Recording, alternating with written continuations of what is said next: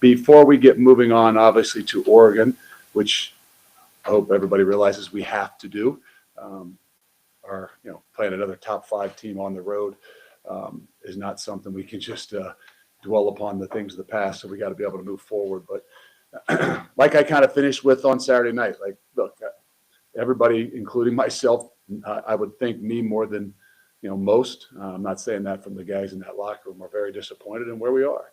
The way that which we played and our ability to not just score points, but be as competitive, need to be and want to be and expect to be. And so, you know, I know how everybody feels, and I live it every single day, every minute, and other guys in that locker room do the same thing. But we got to find ways to continue to push ourselves forward, move forward, find ways to continue to get better. And it's it's everybody's responsibility in this program and in this team. And I'm not shying away from that. Not trying to avoid that and move on. But at some point in time, each and every week, the whole idea is you got to be able to move forward and go to the next step and find ways to continue to push and get better. And a lot of that has to do not just physically with some of the things that we're going through, but also mentally as well. And so to dwell upon all the things that from the past doesn't do us any good, but also if we don't learn from the things of the past, then the chances of continuing to grow and be better are not going to happen. So there's a balance there. I understand that. I hope everybody outside understands that we're not just saying, hey, it is what it is, happened on Saturday and we move on. Like, yeah, we spent all day on Sunday trying to evaluate those things, see how areas that we can get better, and then move on. And so it doesn't get any easier. And I think everybody in this locker room, everybody in this coaching staff, we all understand that. We all understand what the expectations are. They have not been met. And we need to find a way to continue to get to those expectations. But it's not going to be easy. It's not going to just happen over, 1 week to the next. There's a lot of things that we're going to have to be able to do to find ways to get a hell of a lot better and fast.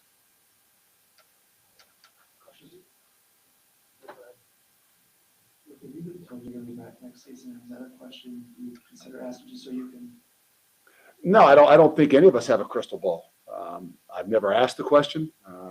It's not something that I can dwell upon. It's not something that I can't say that it's not something that you don't think about. I'm not saying it's something when you go home, your wife doesn't look at you, but it doesn't do us any good, right? It doesn't. It's not going to change the fact that we got to practice tomorrow. It's not going to change the fact of anything on Saturday. I guess you just let everybody else kind of deal with those things. But I have not been told.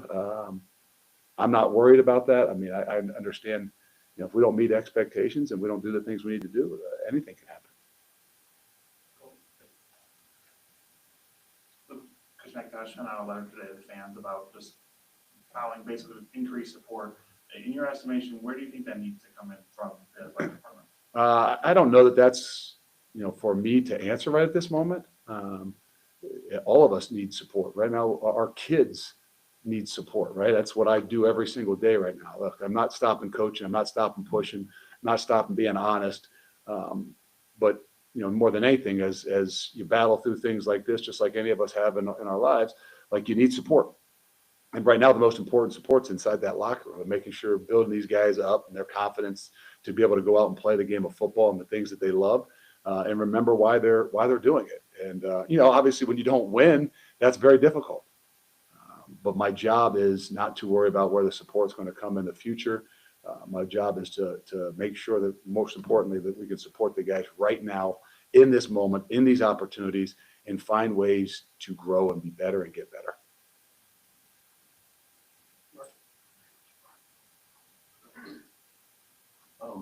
Sort of piggyback back off that. I guess I'm curious, in this age, how do you know you have enough support, and how quickly, from a financial standpoint, and how quickly is that sort of changing, just from what you're seeing? I'm not sure what I wasn't going to address like the support of the future, right? I mean, like, I don't know, right? I don't know that anybody knows in college football what all that means. That's probably one of the most unique things in college football today is what is support and what does it look like? And, I guess in some ways, where does it come from and how does it come? But for us now, in the immediacy of the now, the thing is, how do we have support for those guys in that locker room? How do our coaches feel support for, hey, going out there and battling every single day and every single week? And that comes from me. I don't know that there's anybody outside of, our locker room, our offices that, can give you some support that's going to be different, that's going to affect anything that happens on Saturday. So I'm not trying to avoid the questions of that. I mean, I think that there are so many things that are unknown of what that looks like as we continue to move forward. For me and for what it is that we're doing, I mean, how can you focus past anything but what Saturday brings, and how can we, for me, focus anything past what Tuesday brings and my chance and our opportunities to make sure that the guys that are going to be out there representing us in all shapes, fashions, forms, offense, defense, special teams, we're supporting them in the best way possible right now in this moment. Steve. It's kind of off the subject, but you talked after the game Saturday about how good that Ohio State receiving core is. I'm just wondering, I think like 7 of the top 20-something receivers in the country, according to receiving yards per game, are Big Ten guys. You've been in the conference for a while. Just how much stronger is the quality of receivers across the league? Well, the old school version of what the Big Ten was, right, was just running the football and big physical guys and everything down south was about athleticism and speed. I think that everybody's starting to realize that that's not the case, right? I'm not saying that there's more in the Big Ten than there is in the SEC, but I think that what we see and we have seen on a consistent basis is it's as good as you get. And there's more NFL talent and maybe even in the wide receiver pool in the Big Ten than there is any other position, which I don't know if you could ever have said that, in the last 100 years. But I think that's where we're seeing the evolution of what this game is and where we got to continue to grow to be competitive in that way. I didn't know all those stats though, but doesn't surprise me. You talked about the frustration of being shut out last week. You had a chance to take a field goal at the end of the game. What was kind of the calculus there? I know it doesn't really, margin doesn't matter. No, I don't know. I mean, to try to stop a record from 1977 where you've had 2 games that are scoreless. Look, you get questioned if you don't use your timeouts before the end of the half. You get questioned if you don't use your timeouts at the end of the game. You get questioned if you don't kick a field. I mean, like, everything's in question, and I understand that. I don't know that there's an exact and a right answer other than, like, keep playing, find a way. I mean, we could have called timeouts to see if we could get more opportunities to get the ball in the end zone. Like, I didn't feel like it was the time that was going to keep us out of the end zone. It was our ability to execute. We're going to run out of downs before we're going to run out of time. So we didn't use timeouts. I don't know that, kicking the field goal was in the cards. The idea we got the ball back is guys go score. And I don't mean kick a field goal. I meant let's keep finding ways to, pound the football or see if we can get the ball down the field. Sure. There's a shot of you come on the field Saturday and I'm guessing fans were saying stuff to you. No. You kind of did this. I don't want to interpret anything. I thought that you explained kind of what you meant by that. Did you see that or did somebody else? It's on mine. Oh, okay. Wait. Somebody got it. You know what? It's nothing more than I hear you, blame me, put it on me. More than anything, I want them to support the kids that are out there. Right? I mean, those are the peers. I know that, maybe at some point in time, we don't look at them, whether it's students, whether it's fans, as they are their peers, but they are. And if anything, it's, guys, blame me, put it on me. I can handle it. I understand. I recognize the situation that we're in. I'm not trying to be disrespectful. It is what it is. But it's just one of those things that more so than anything to say, look, I understand. I hear you. Not to say I like it, but heck, it's a part of the game. So it's more that than anything else. It maybe hopefully they recognize that what they do say is heard. Don't know that it needs to be a response to, but I in some ways, now they know that I do hear them and there is a response that, hey, I understand, put it on me because, I'm the one who's to blame. Jesse. Luke, I'm not saying this week's the best week to think about this, but you had talked about kind of building around some of the younger guys, just with quarterback in general. How is Carter Smith looking? Well, I don't know. We'll see. We'll see like some opportunities on Tuesday to see if it's possible.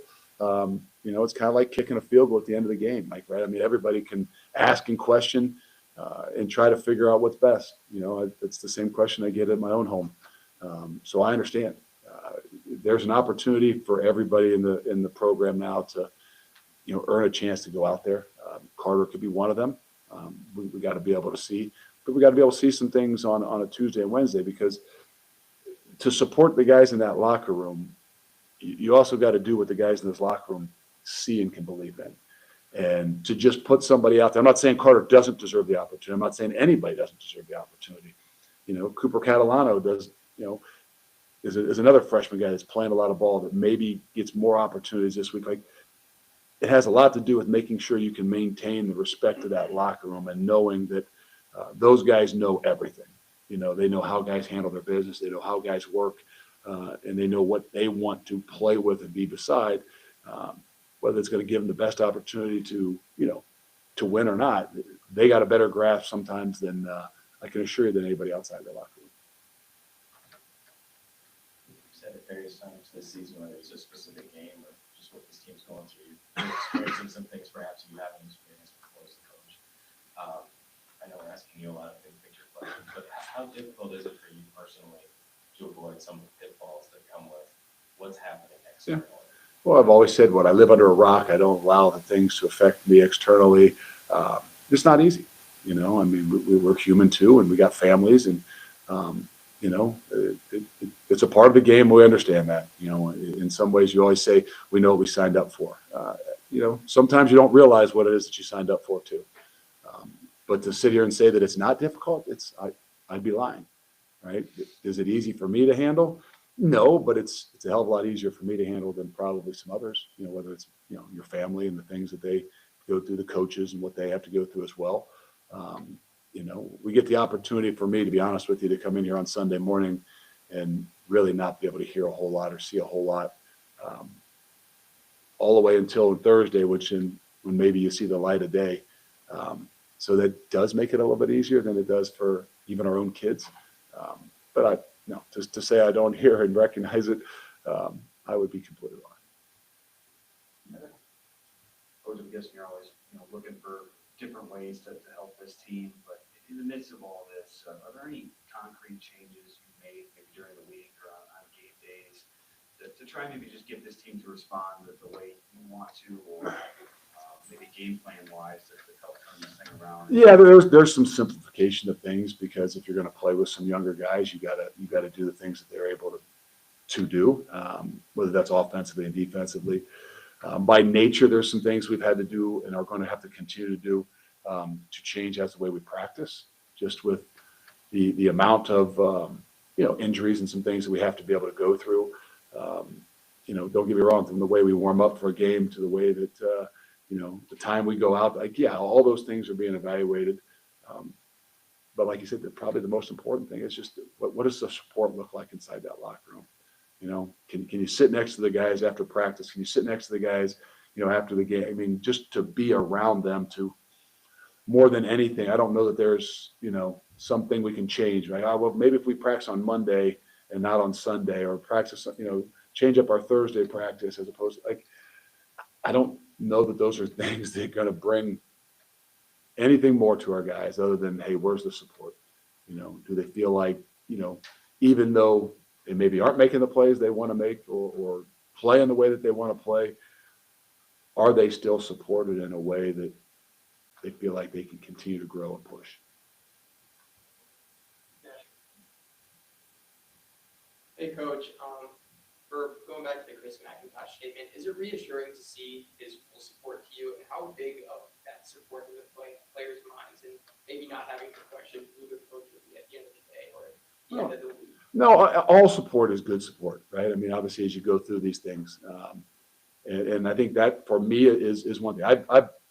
He'd have to put a letter out for me to know, I think obviously for a lot of others to know, but, having honest conversations with him throughout this entire process is something that, keeps me in the right frame of mind and the right headspace, right? I mean, we've asked about the different things that are swirling out there and whatever it is. Yeah, it affects you, but when you got a guy you trust, the guy that's, you call a friend that, obviously can, sit down and have some conversations with you and know where you are. It helps. There's no doubt for our guys in our program, and our team. Like I said, it's recognizing and seeing and understanding the support, and all those things are things that help. Now, are they evident or do they show? I mean, that's where playing the game and playing better is something that ultimately, gives us the opportunity for people to recognize and to see what that looks like. But no, I mean, there's never been a waiver here, like, right, of knowing who's got your back. In the midst of, we all have the same expectations. Chris McIntosh and I can talk honestly and openly about, where we are and where we've made mistakes and things like that. And for me, that's probably the healthiest thing I got going. Coach, in the past few games, you guys were pretty balanced on first down. This past week, you guys ran the ball 80% of the time, but got under 2 yards per carry on those. Is there something that you saw this week? Or That PFF, or did you figure that one? Oh, God, that's good. We might get you into the stats group with us. Side job for you. When it gets tougher on second and third down, do you feel like they need to be maybe more balanced on first down? Yeah, I mean, it's kick a field goal at the end of the game. It's, what do you do on first down? I think that, all those things are things that we continue to look at, right? I mean, like, it's not like we don't evaluate after the game exactly what it is that we did on every down and distance. Do we become predictable? Yes. We expect to get more, whether we're running it at 75% of the time on first down, more than 2 yards. But we also knew that there was a plan in place, right? And keeping ourselves out of third and longs are really important. And no 2 yards and then 2 yards and then 2 yards is probably not going to get it done.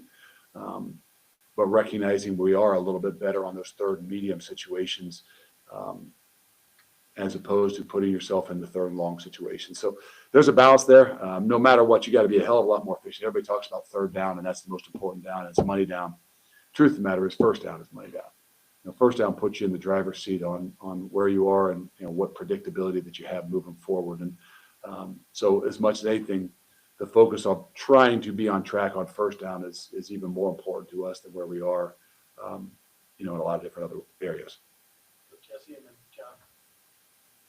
Another question about the offense in general. It ranks among the bottom in the country, and I'm wondering for you, realistically, what do you think can be done to change this, and what would give you confidence that anything will be different here in the next several weeks? You know what? I mean, I don't know. I mean, there's things each and every week that, like, look, if we can't find a way to establish, some run game, I mean, and give our guys an opportunity to not be in 2nd and 8, whether that's throwing the football or running the football, it's going to be tough.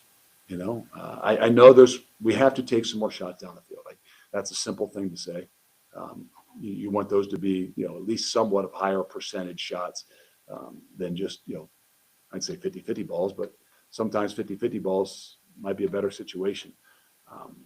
But I don't know that there's any quick fix, to be honest with you. We all know that, the balance at the quarterback and who's playing quarterback and the consistency at that position is the easiest thing to point to. But I don't know that there's a lot of changes that are going to happen at that spot right now. So try to find what that best lineup is up front to give those guys a chance, to put us in situations where it's not 2nd and 8.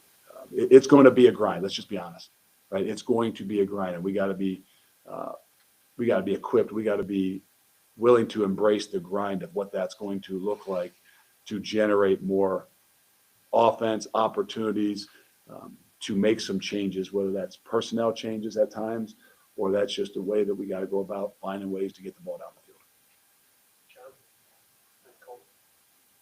You were mentioning at the beginning about not dwelling on these Yeah. losses, but it's been a while since you've been the power conference team. How do you sustain that, or how do you sustain a winning culture when you're not winning games against equal opponents? That's not something that's very easy, right? I mean, I don't know why it matters on who you win against. I mean, obviously you can point out the obvious. That's, kind of like and you can look up PFF and they can give you things that are exact. The truth of the matter is winning promotes winning, and confidence comes with having success. And regardless of who that success is against, right now, yeah, it's a struggle. It's a struggle to keep guys in the right frame of mind. And that's why I said it's about support. It's not easy to walk in and see it in the eyes when you're, standing in front of the team or whatever it is. But how do you continue to provide support? Because you don't win every game. Yes, you like to win more than you lose. But there's a way that say, hey, there's people that build a lot more trust in you when things aren't good to see how you handle things. That's probably one of the things I said to the team as we left on Sunday is, this stinks and where we are and what we've got to continue to battle through. But I promise you this, that you're going to know a hell of a lot more about the guys that are around you right now for the future of your life than you ever will in any good situation. And if you're going to have the best friends you're ever going to have, you're going to have people that are going to support you the rest of your life. At least that's what I'm used to in college football. You're going to know who those are. You're not going to have to wonder when you walk out of the program as to who you could pick up the phone 10, 12, 15 years from now and call, and they'll always be there. It's a little bit more obvious and evident when you go through tough times.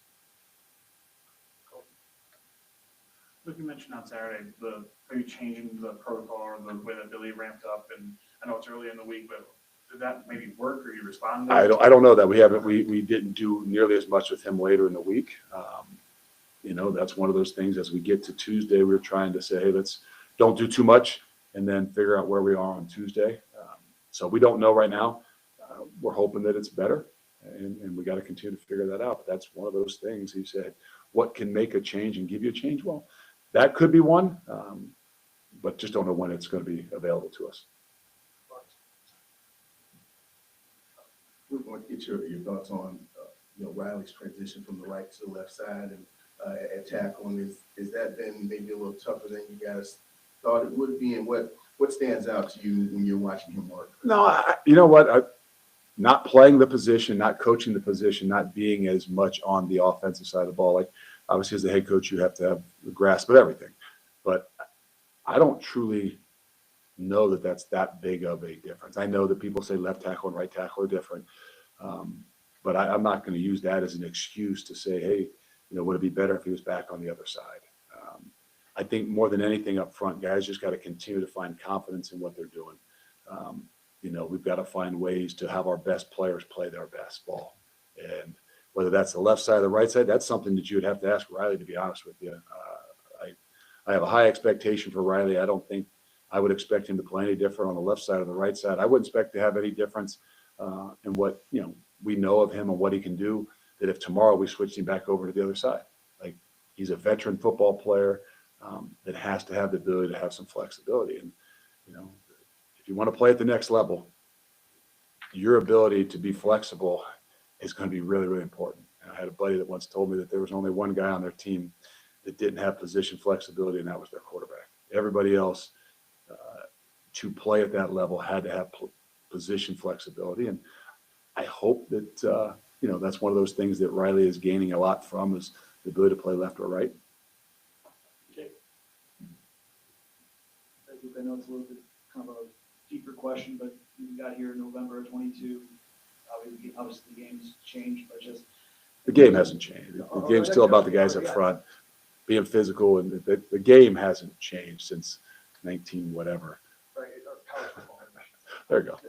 The landscape. But just within that, in terms of developing players, is it harder now with the transfers coming? Yeah, this is a deep question. This is a long answered question, but the answer is yes. It's different. Is there a way to dive a little bit into it? It's really difficult to play at a young age in this league, and the maturity, the size, the speed is different. And for young players that all want to play, coming into this league, if they're not more developed, meaning, the truth of the matter, 4-star, 5-star, it's really difficult. And so your ability to grow over 2 or 3 years is going to continue to be and has been a lot more difficult, I believe, in college football the last few years. Look, I'm going to ask you about this every couple of weeks, but as your work rate continues to wait, What does his week look like? Does he do if practice with you guys, or how does that kind of work out for you guys to continue to wait for? So I'm not going to talk a ton about Nigeria situation, but he does. He does everything he can during the week. But scout team and different things like that, he's been mixed around in some things just to fill some gaps. But it's been very difficult for him. Steve, one more?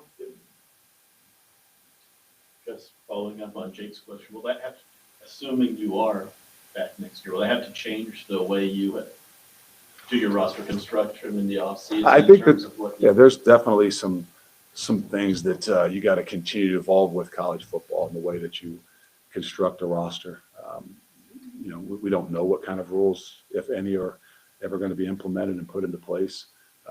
But I think definitely the way that you construct a roster, what I believed was the right way 3 years ago, is definitely different now and will continue probably to be different as we move forward.